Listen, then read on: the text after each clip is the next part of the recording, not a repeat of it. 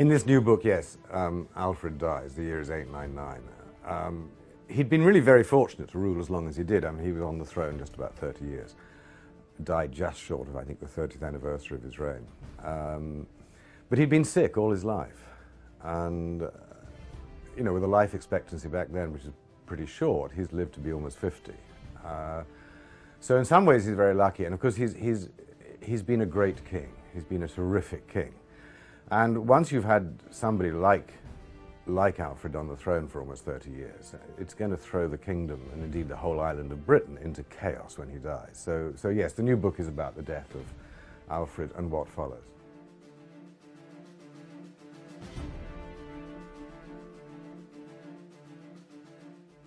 The making of England is the story of what Alfred dreamed of and what his son, his daughter, and his grandson created. And there does come a moment, I mean, some, 30-odd years after Alfred's death, when you can say, now there is an England. There is at last, there is one country, more or less the same as it is now. The northern frontier would have been a bit different. But it is one country under one king and one government. And I think that's a story that's worth knowing, and I think we ought to know it. But for some reason, I think it's the way history is taught. Everyone seems to think that British or English history begins in 1066.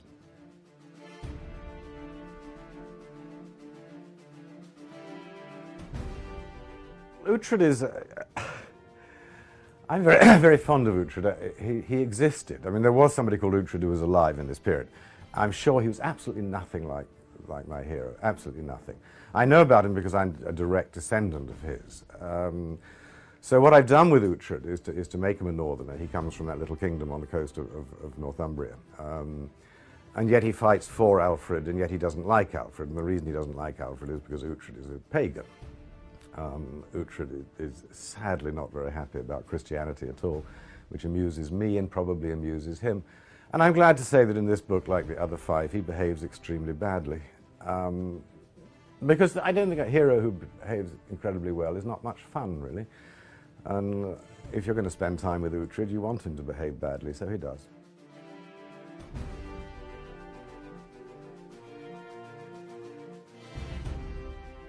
At a time when feminist historians, I think quite rightly, are trying to draw famous women back out from under the shadow of patrimony, it seems to me very strange that Ethelflaed, who plays such a huge part in the making of England, has been so forgotten. And she obviously was a formidable lady.